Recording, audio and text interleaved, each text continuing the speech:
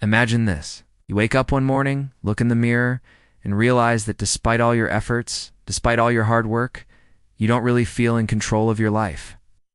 It's as if time is slipping through your fingers, like sand that you can't hold on to no matter how tightly you try. You're busy, but not fulfilled. You're running, but not arriving anywhere meaningful. Deep down, you know there must be a better way. A way not just to survive your days, but to live them with purpose. This feeling isn't unique to you. It's something that has haunted millions of people across generations. And that's where Stephen Covey's timeless book, The 7 Habits of Highly Effective People, comes in. Covey didn't just write another productivity guide. He didn't just hand out quick hacks or surface-level advice. Instead, he provided us with a framework for living, principles that, when truly understood and applied, shift the very foundation of how we perceive ourselves and navigate the world. This isn't about doing more things. It's about becoming more effective at the things that actually matter. Today, we're going to explore these 7 habits. It's not as theory, but as living, breathing practices that you can apply right now. As we move through them, I want you to imagine your own life as a canvas, a space that you constantly painting with your choices, priorities, relationships, and your vision of who you want to become. Let's begin with the first habit. Be proactive. Covey tells us that being proactive means taking full responsibility for your life. It's about recognizing that while you cannot control everything that happens around you, you can control how you respond. Think about it like this. Imagine 2 people standing in the rain. One curses the sky, feeling like a victim of circumstance, blaming the weather for ruining their day.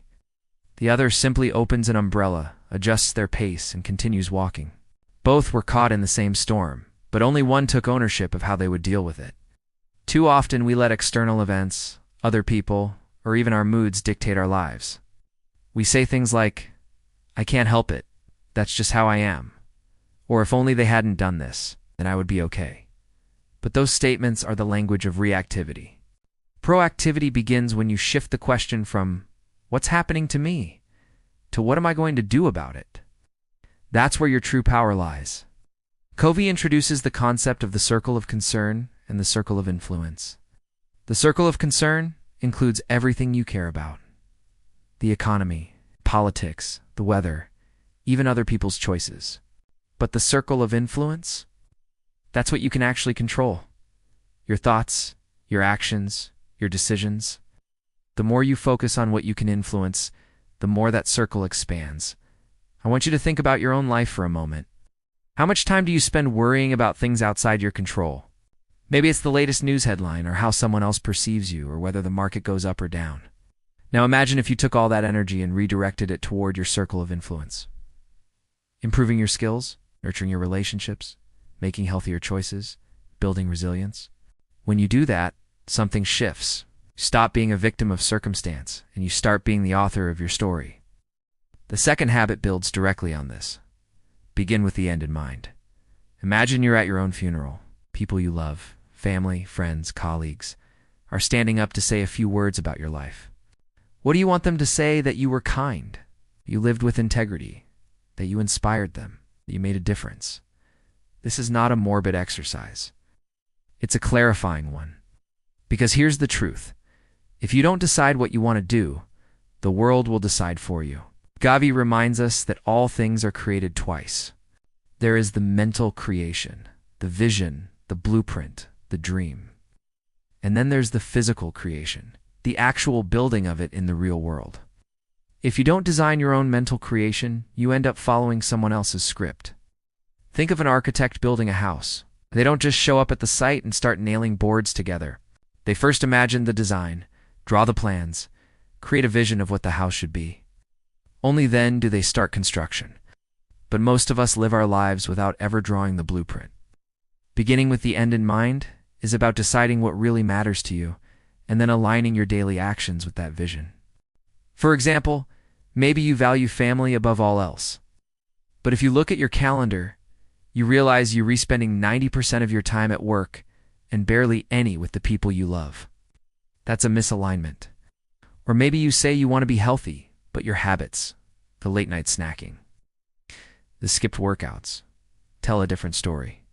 Covey challenges us to create a personal mission statement. Just like companies have mission statements that guide every decision, you can create one for your own life. It might be something like to live with compassion, to grow continually, and to help others unlock their potential. Whatever it is, it becomes your compass, helping you navigate choices, big and small. When you begin with the end in mind, you stop drifting. You start living intentionally. Suddenly, even the mundane tasks of your day take on new meaning, because you know how they connect to the bigger picture. This brings us to the third habit. Put first things first.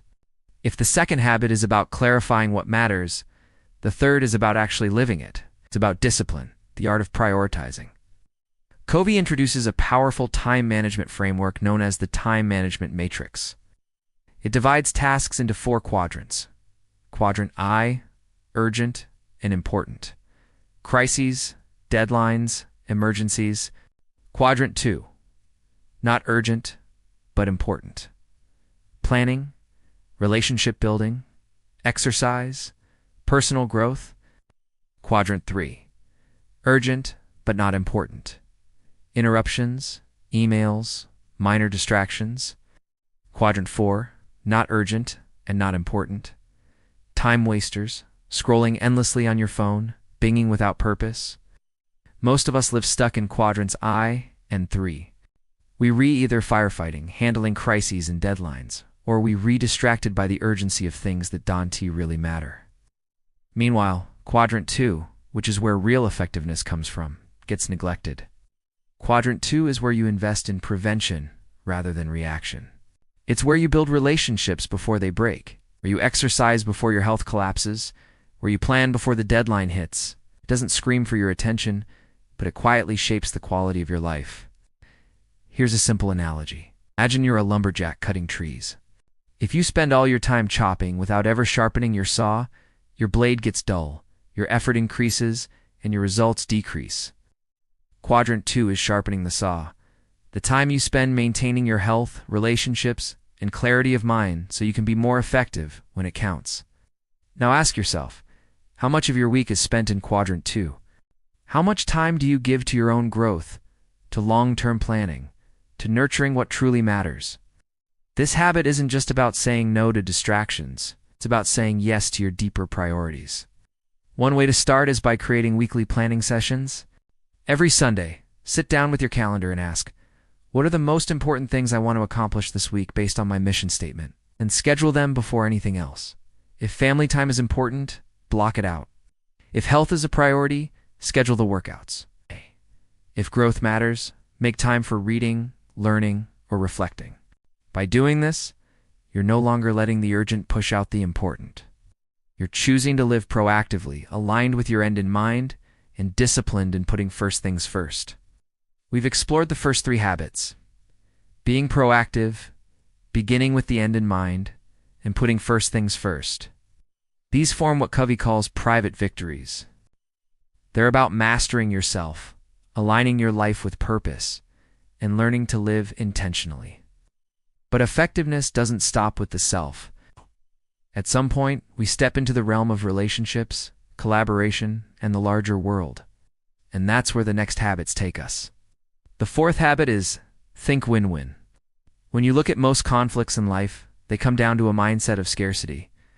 It's the belief that there's only so much to go around. If someone else wins, I must lose. If they succeed, I must fail. This zero-sum thinking poisons relationships, turning life into a constant competition. But Covey challenges us to adopt an abundance mindset, to believe that there is enough success, enough recognition, enough opportunity for everyone. Win-win thinking doesn't mean being soft or letting people take advantage of you. It means seeking solutions where both parties benefit. Imagine 2 business partners negotiating profit sharing. In a win-lose mindset, one pushes aggressively for more, while the other resists, creating resentment. But in a win-win mindset, they ask, how can we both succeed long-term? How can this partnership strengthen both of us? Suddenly, they're not adversaries, but allies. This habit transforms relationships because it builds trust. People sense when you're looking out for their good as well as your own. They're more willing to collaborate, to share openly, and to invest in mutual success. But here's the catch. You can practice win-win unless you built internal security. Your self-worth is tied only to external validation. You'll always see life as a competition. True win-win grows from the confidence that your value doesn't diminish when someone else shines. The fifth habit is seek first to understand, then to be understood. Think about the last time you felt deeply listened to. Not just heard, but truly understood. It's rare, isn't it? Most of the time, people aren't really listening. They're just waiting for their turn to speak. Covey says that communication is the most important skill in life. Yet we spend years learning to read, write, and speak, but almost no time learning to listen. And real listening. Empathetic listening is more than staying quiet while the other person talks. It's entering their world, seeing through their eyes, feeling what they feel. Imagine a friend comes to you saying, "I feel like my life is falling apart." The average response might be, "Oh, you'll be fine. I went through the same thing." Or worse, "Here's what you should do." That's not listening. That's hijacking. Empathetic listening would sound like it sounds like you're overwhelmed. "Can you tell me more about what's been weighing on you?" You're not rushing to fix. You're seeking to understand. Only after someone feels truly understood are they open to hearing your perspective. It's like opening a locked door. If you push your way in, you'll be resisted. But if you gently unlock it through understanding, the door swings open. This habit doesn't just improve conversations, it transforms them. It allows conflicts to dissolve, trust to deepen, and connections to grow stronger. The sixth habit is synergize. Synergy is what happens when the whole becomes greater than the sum of its parts. It's not just a compromise. It's not you give a little, I give a little. It's the creation of something entirely new. Something neither of us could have created alone. Think of a band. A guitarist on their own can sound good. Okay, a drummer on their own can sound powerful. But together, with a singer and a bass player, they create music that transcends any single instrument. That's synergy. In human relationships, synergy comes from valuing differences. Most people fear differences, different opinions, perspectives, backgrounds. But synergy recognizes that those differences are the very fuel for innovation. When two people who see the world differently come together in mutual respect, they can create solutions far beyond what either could have imagined alone. This habit requires humility. It requires the willingness to say, "I don't have all the answers. Maybe your perspective, combined with mine, can create something better." Finally, the seventh habit. Sharpen the saw. Imagine someone furiously sawing at a tree with a dull blade. You suggest they stop and sharpen the saw, but they reply, "I don't have time. I need to keep cutting." It sounds absurd, yet this is exactly how most of us live. We run ourselves into exhaustion, thinking we don't have time to rest, to renew, to recharge. But effectiveness isn't about burning out. It's about sustaining growth over a lifetime. Covey divides renewal into 4 dimensions: physical, mental, emotional, social, and spiritual.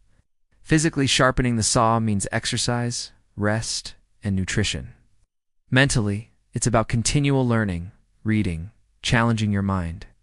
Emotionally and socially, it's nurturing relationships, practicing gratitude, giving love. Spiritually, it's connecting with your deeper values, whether through faith, meditation, or reflection.